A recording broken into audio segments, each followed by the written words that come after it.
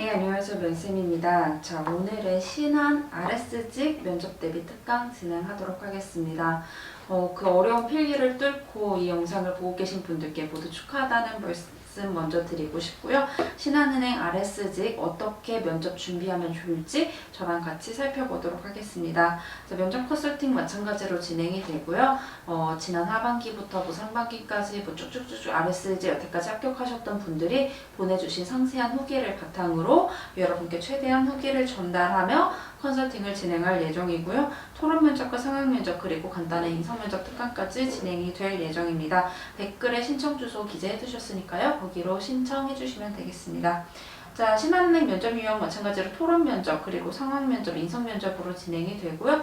여러분이 앞으로 나올 특강에 대해서 나는 어떻게 준비하면 좋을지, 나는 어떻게 의견을 정리하면 좋을지, 그리고 내 이야기, 내 경험을 어떻게 구체화하면 좋을지를 중점적으로 살펴봐 주시면 좋을 것 같습니다.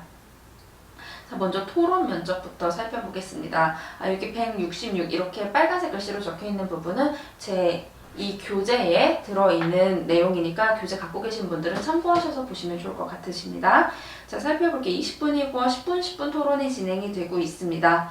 자, 토론 면접 같은 경우에는 제가 100마디 말하는 것보다는 이번 상반기 합격하신 분이 주신 후기가 굉장히 다 나타낸다고 생각해서 갖고 와봤는데요. 이분이 후기를 주실 때 토론은 진짜 이기고 지고가 중요한 게 아니라 최대한 상대방이 얘기할 때 눈을 보고 고개를 끄덕이고 경청하는 태도를 취하려고 한 게 내 합격의 비결인 것 같다라고 보내주셨고, 이분을 제외하고 또 다른 분들도 마찬가지로 비슷하게 보내주셨어요. 그렇기 때문에 여러분이 스터디나 이런 데서 토론 연습을 할 때도 이거에 대해 기억을 하시고 경청을 하시되 논리적으로 이야기를 하는 연습을 같이 해주시면 좋을 것 같습니다.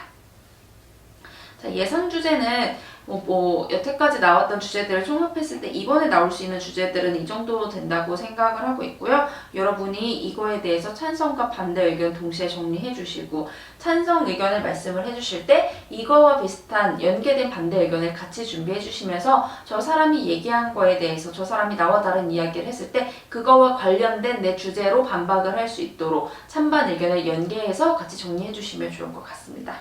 자, 바로 여러분이 또 걱정하시는 상황 면접 살펴보도록 하겠습니다. 상황 면접 같은 경우에는 두 갈씩 이유, 경험의 순서로 말씀하시라고 제가 말씀을 드리는데요. 자, 먼저 예시를 기출문항 같은 거를 살펴볼게요. 이게 지난번 제가 상반기 특강에도 비슷하게 띄워드렸던 부분인데, 대기 고객이 많은데 취준생 고객이 고민을 토론하며 나가지 않는데 어떻게 할 거냐? VIP 고객이 자녀 신분증 통장을 만들려고 하면 어떻게 할 거냐? 과연 해줄 것인가? 라고 하면서 여러분이 창구에서 겪을 수 있는 문제에 대한 질문들이 나오고 있습니다. 제가 올해 기출문제를 또 받아봤는데요. 제가 이거를 굳이 바꾸지 않은 이유가 어차피 비슷하게 나오기 때문입니다. ATM이 오류라든지 VIP 고객, 그리고 금리 더 달라고 우긴다던가 이런 식으로 여러분이 창구에서 나올 수 있는 비슷한 주제의 상황 면접 질문들이 나오기 때문에 여러분이 여기 있는 질문들로만 준비를 해보셔도 가셔서 비슷하게 답변을 하실 수 있으실 거고요. 여기 회색이 꼬리 잡히는 질문인데 이렇게 꼬리가 잡혀서 나오기도 하고, 여러분이 그냥 단순하게 저는 그런 상황에서 죄송하다고 하겠습니다, 죄송하다고 사과드리겠습니다 이렇게 간단하게만 말씀하신다면은 롤플레잉을 해봐라 이런 식으로 나왔다고 합니다. 그러니까 여러분이 대처법을 단순하게 죄송하다 해서 그치지 않고 조금 더 구체적인 대처법을 생각을 해주시면 좋을 것 같습니다.